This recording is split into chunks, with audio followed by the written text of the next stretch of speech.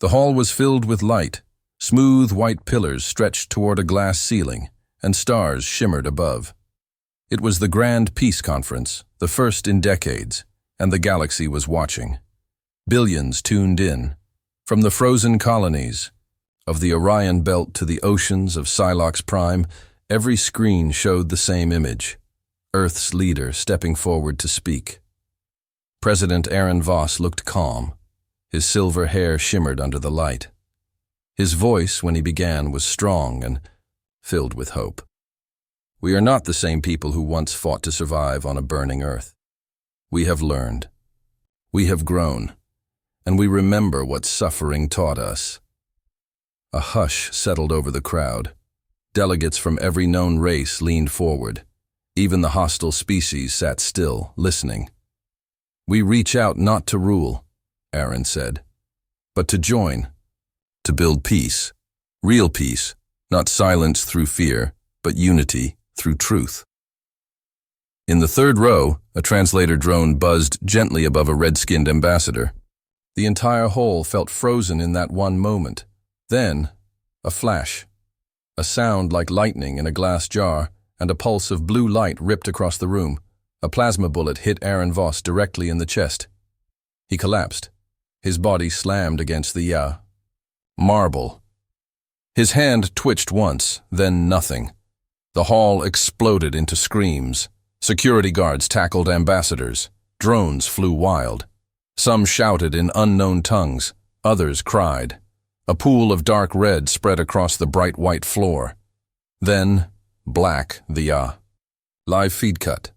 Across the galaxy, screens went silent. Broadcasts ended mid-sentence.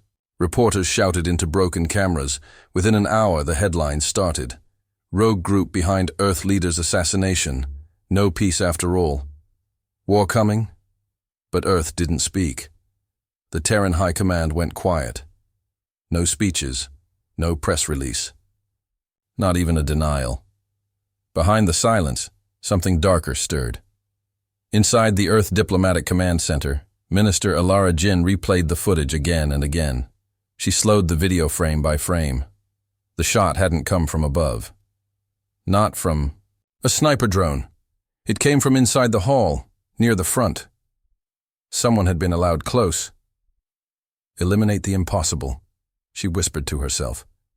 And whatever remains. She paused the frame. In the background, just behind Aaron Voss, a figure stood still while everyone else panicked. Tall, wearing ambassador robes. But the face was blurred, even in high resolution. Alara frowned. She didn't like mysteries. Hours later, she sat alone in a darkened room. Rain hit the glass. She remembered Aaron's last conversation with her. They'll never believe we want peace, he had said. Not really. Not after what we did to survive. What do you mean? She had asked. He looked out the window then. They fear what we know, what we became in the dark. Back in the present, Alara opened a locked file. Inside was Aaron's speech, the full version, the one he hadn't finished. Halfway down, she stopped at a strange sentence. This galaxy has secrets buried deep, and some of them belong to us. Suddenly, her screen blinked. A message. Fleet command has gone dark. All ships off grid. No response. She stood up fast.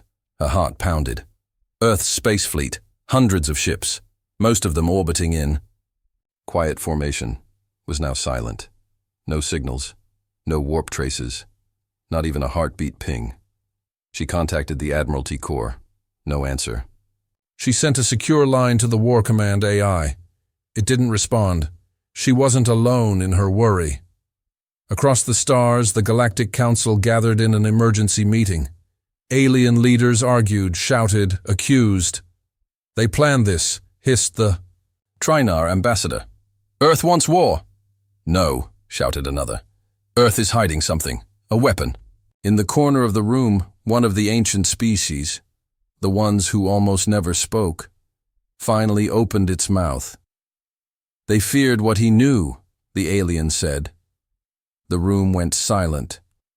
"Repeat that," said the council head, but the alien only blinked, then fell quiet again, as if it hadn't spoken at all. Back on Earth, the sky was quiet, cities slowed. News anchors kept talking, but there were no updates. In the shadows, old systems turned back on. Deep in bunkers, red lights began to spin. Codes that hadn't been used in generations were reactivated. Alara looked up at the sky. "Where are they?" she whispered. The answer came 6 hours later. Sensors around the galactic capital lit up. An Earth battleship exited warp space, alone, no escort, no signal. It didn't speak. It didn't respond to hails. It just floated. Huge, silent, and ancient. The design didn't match any recent Earth ships. It looked older, heavier, with armor plating that hadn't been used since the first expansion wars. Its main cannon was large enough to punch through a planet's crust, and its hull bore a single name, TSV Nightwind. Galactic traffic cleared, out of the way fast. The Council tried to contact it. Nothing. Scanners showed power levels rising slowly inside the ship.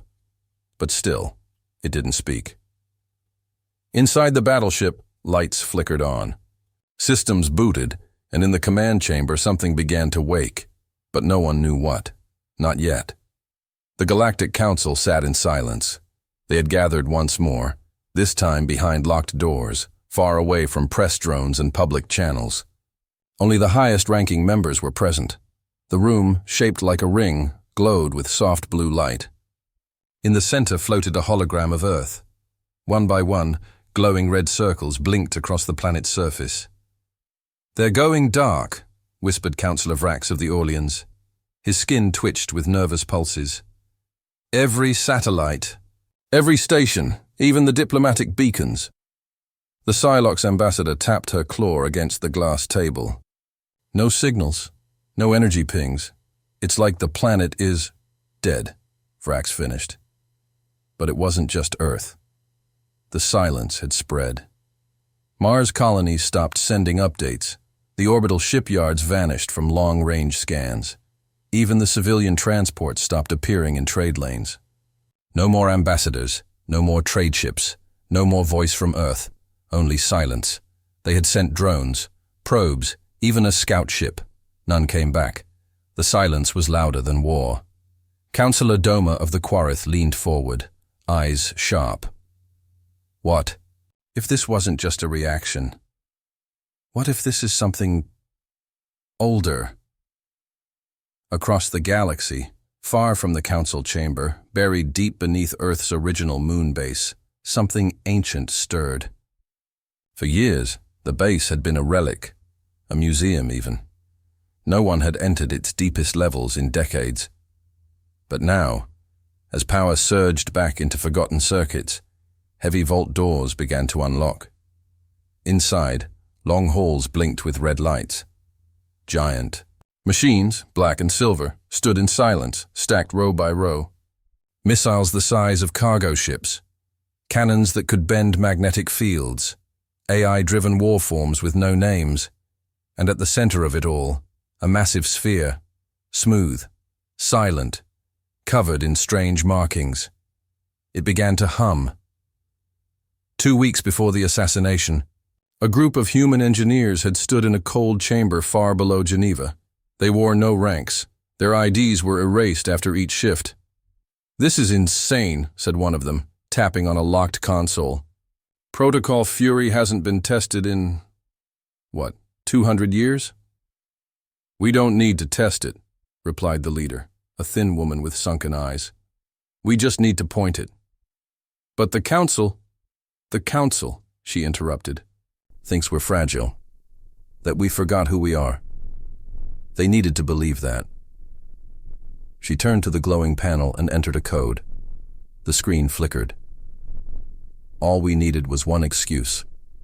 The others fell quiet. Then one said, almost in a whisper, "What happens if it gets activated?" She didn't smile, didn't blink. "They forget who we are." Back in the present, at the edge of the galaxy, Commander Threx stood aboard his warship, the Dawnblade. He stared at the long-range display. Earth space looked empty. No ships, no stations, but the readings made no sense. "Sir," his tactical officer said, "the data is wrong. Earth's fleet, it's not destroyed. It's missing." Threx frowned. Missing? They were there 3 hours ago. Then, gone. No warp trails, no hyperspace signatures. They just disappeared. Another officer turned. "Maybe they're using stealth tech." Threx shook his head. "Not possible. Not at that scale. Hundreds of ships?" One of the bridge crew stood up slowly. "Commander, what if this wasn't an attack?" Everyone turned toward him. He hesitated, then said quietly, "What if this was a message?" A warning signal beeped across the bridge. Encrypted file, origin, unknown. It was not a voice, not a face, just words. "You took peace from us. We will take silence from you." The message spread fast. Within an hour, it reached every government, every fleet, every trading guild. Panic followed. Not because the words were loud, but because Earth never spoke without purpose. When they threatened, they meant it. The Galactic Council tried to act. Scouts were deployed. A blockade formed near Earth's sector. But every ship that crossed into Terran space vanished. No debris, no signals, just gone. Inside the council chamber, some wanted to retaliate. "Destroy their old colonies," shouted one. "Send the peace enforcers," said another. But none of them moved. Because they remembered the legends. Earth had once fought an empire into dust. Earth had once burned a sun just to stop an invasion. Earth had once hidden for 3 centuries, and when it returned with weapons that had no names. And now, they were silent again. Far out, in the dark belt between star systems, Earth ships began to reappear. But they weren't moving along known hyperspace routes. They weren't using gates. They weren't using any known propulsion at all. They just appeared. A dozen ships near the Raxan border.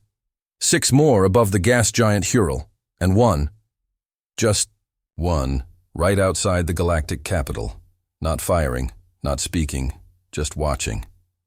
Each one looked different, modified, hardened, their surfaces black as space, their lights dim and red. Old designs, but upgraded in ways the Council didn't understand. The alien races began to whisper among themselves.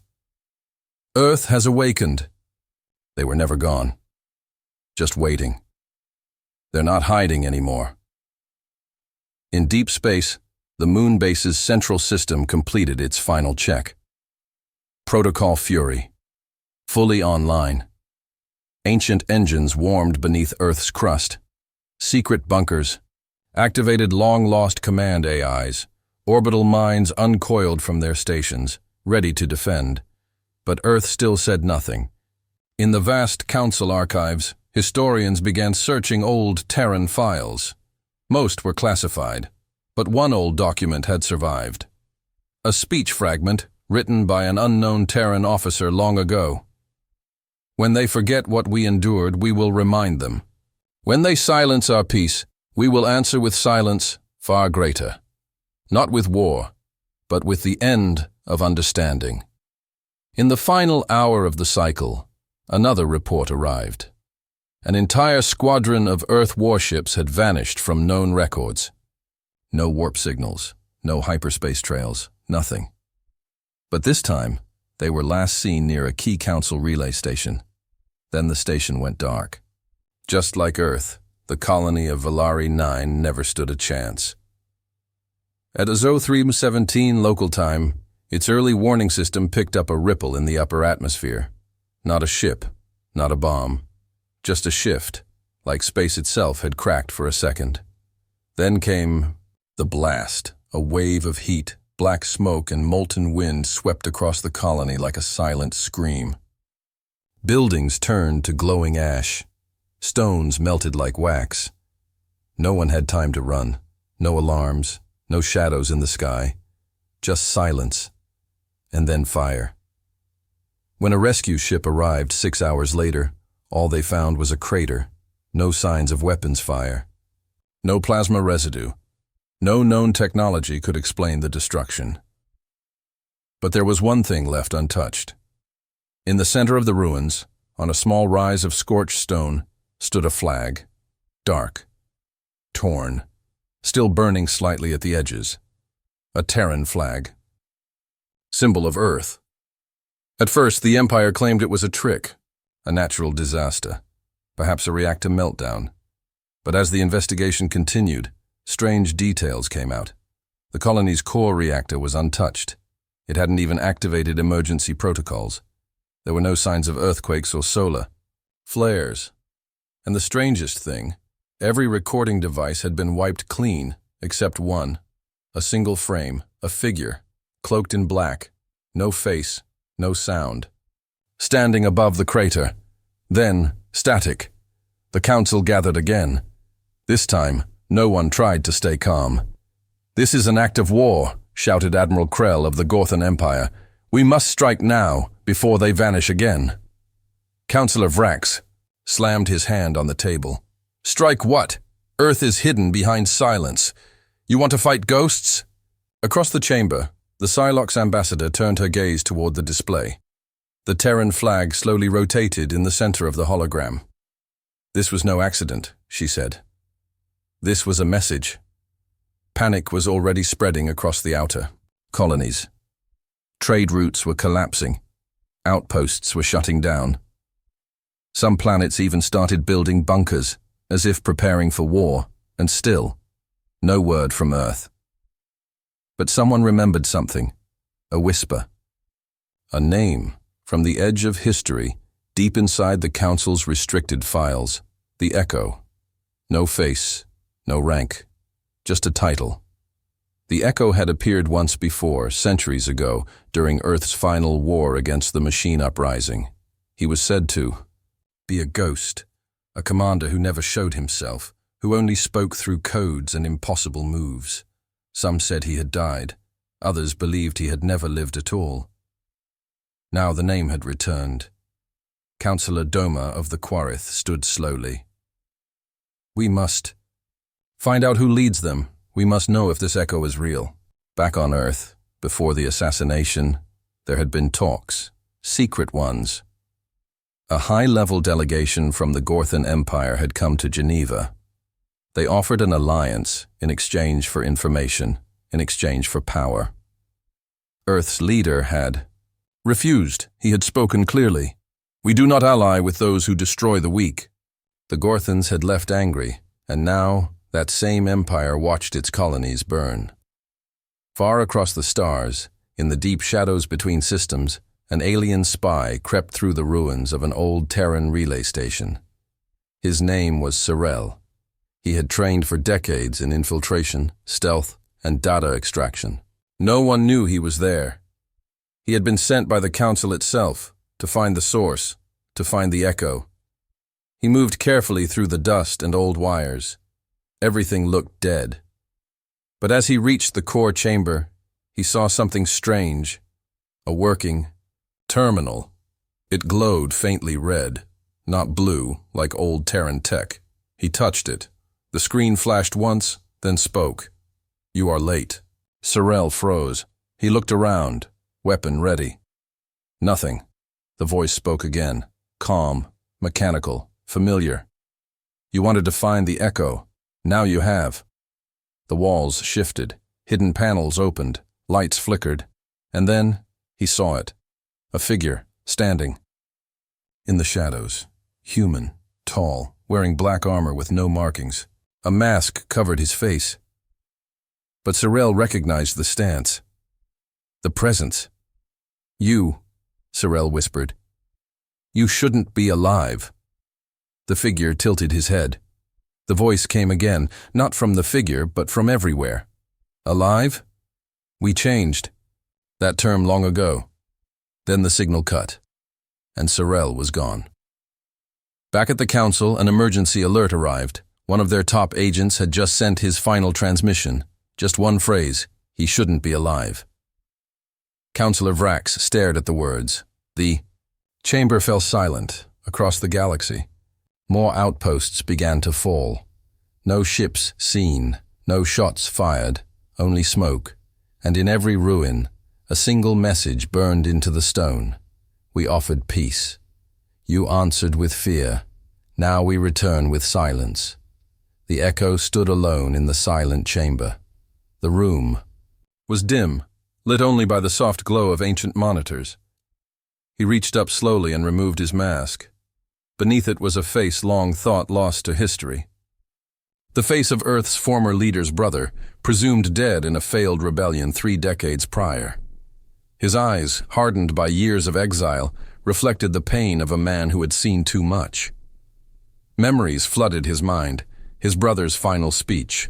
The moment the plasma bullet struck, the chaos that ensued. The image of his brother falling, blood staining the pristine floor, replayed endlessly in his thoughts. In the aftermath of the rebellion, Earth had orchestrated his exile, a secret known only to a select few. Hidden away in the depths of space, he trained, waited, and watched as the galaxy moved on, unaware of the storm brewing in the shadows. Now he had returned, not as a man seeking revenge, but as a symbol of Earth's fury. The Echo was not just a name. It was a reminder that the past could not be silenced. Across the galaxy, whispers spread among alien prisoners. The humans don't fight for land anymore, they murmured. They fight for ghosts. These words, spoken in hushed tones, carried a weight that unsettled even the most seasoned warriors. Earth's strategy had shifted. No longer interested in territorial gains, they targeted the very essence of civilizations, their memories. Strategic memory centers, repositories of history, culture, and language, were systematically erased. Entire cultures found their pasts wiped clean, their identities fragmented. The Galactic Council, desperate to protect its knowledge, fortified its central vault, a repository of the galaxy's collective wisdom. But even the most secure defenses proved inadequate. One by one, security systems failed, and the vault was breached. A single artifact was taken, a weapon of immense power, one that humans were never meant to possess. As alarms blared and chaos erupted, a lone figure stood amidst the turmoil. The Echo, holding the artifact, vanished into the shadows, leaving behind a message etched into the vault's walls. You took our future. Now, we take your past. Beneath Europa's frozen crust, in a trench deeper than any on Earth, a cube pulsed, with a faint rhythmic glow. For centuries it had remained dormant, encased in ice and pressure, a relic of a forgotten era. Now, as human scientists activated the final sequence, the cube stirred. The ice around it cracked, sending tremors through the moon's subsurface ocean. Sensors aboard the orbiting research vessel registered the seismic activity, but the scientists were too engrossed in their work to notice. Inside the control room, Dr. Elena Ramirez watched as the cube's glow intensified. "Initiating final activation protocol," she announced, her voice steady despite the tension in the room. The cube emitted a low hum, resonating through the water and ice. Suddenly a beam of light shot upward, piercing the ice and reaching the surface. On the ship, alarms blared as systems overloaded. The crew scrambled to regain control, but it was too late.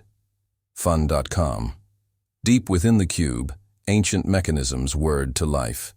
The Oblivion Seed, as it was codenamed, had awakened. Designed during a time of great turmoil, it was a weapon unlike any other, one that fed on conflict, growing stronger with each act of war. Back on Earth, the Council convened in emergency session. Reports of the activation had reached them, and panic spread through the ranks. They had long feared the day when Earth would unleash its hidden arsenal. Now, that day had come.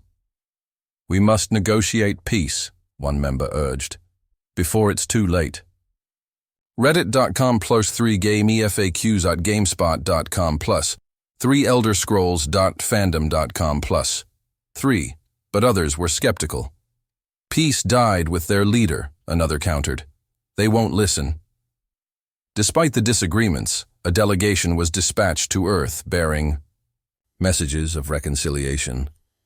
They hoped to appeal to whatever remnants of diplomacy remained. As the delegation approached Earth's orbit, they were met with silence. No response, no acknowledgement. Then a transmission crackled through the void. Peace died with him, the voice declared. Now you listen. The message was clear. Earth was no longer interested in dialogue. The Oblivion seed had been sown, and its roots were spreading. The galaxy would soon learn the true meaning of silence. Across the stars, the monuments began to bleed. A faint red glow, barely noticeable at first, spread like veins through structures, once built as symbols of unity. These towering spires, present on nearly every council world, had been accepted centuries ago as diplomatic gifts from Earth. Sculpted from a dark alloy no alien had ever successfully replicated, the beacons had stood in silence for generations.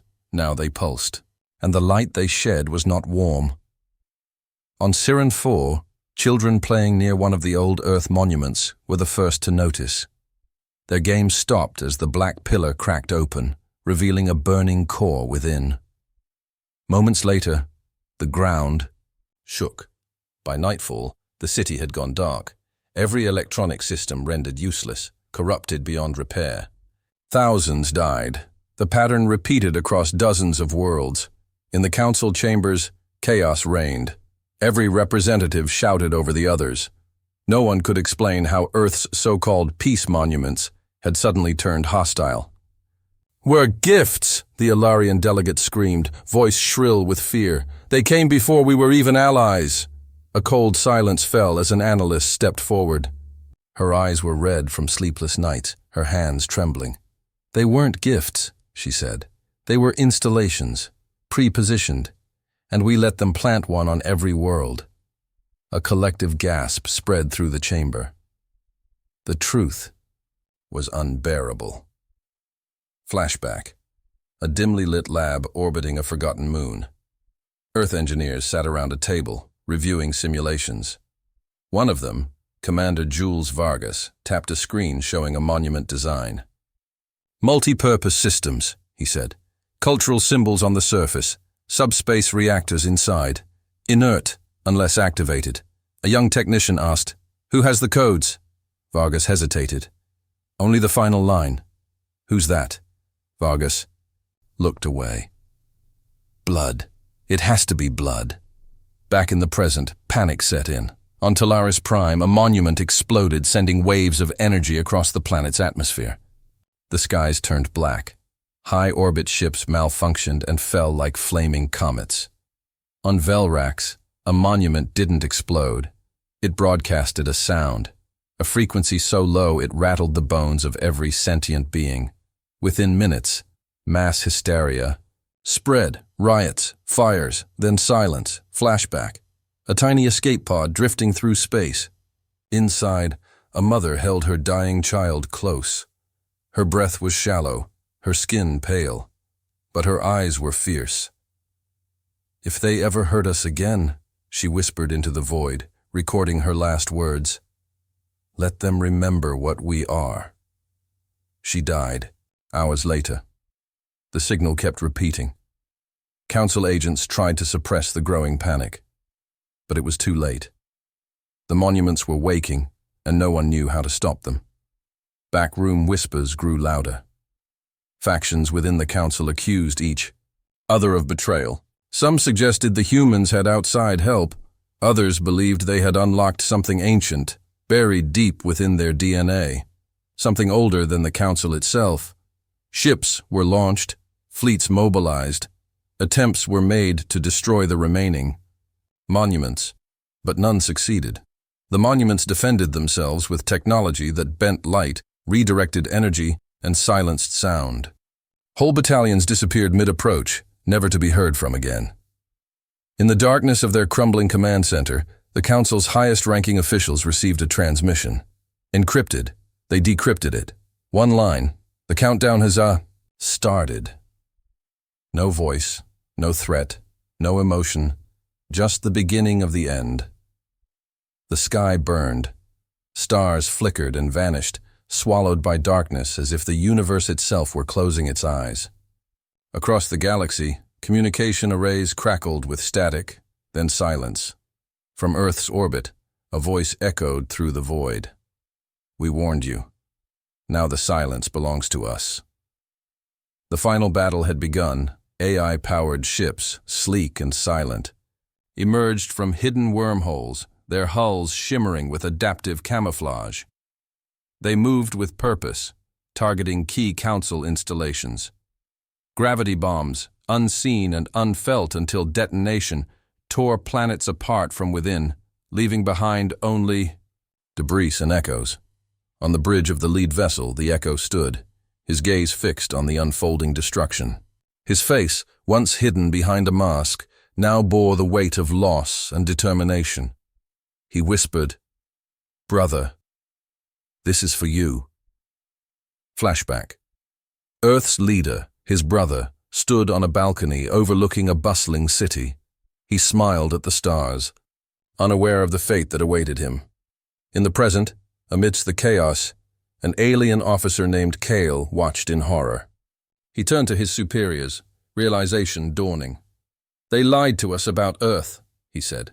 "We brought this upon ourselves." As the Council's defenses crumbled, a new threat emerged. The Oblivion Seed, long thought to be a weapon, revealed its true purpose. It was a call, a beacon to something ancient, something older than humanity itself. From the depths of space, a presence stirred, awakened by the seed's signal. The galaxy held its breath as the true enemy approached.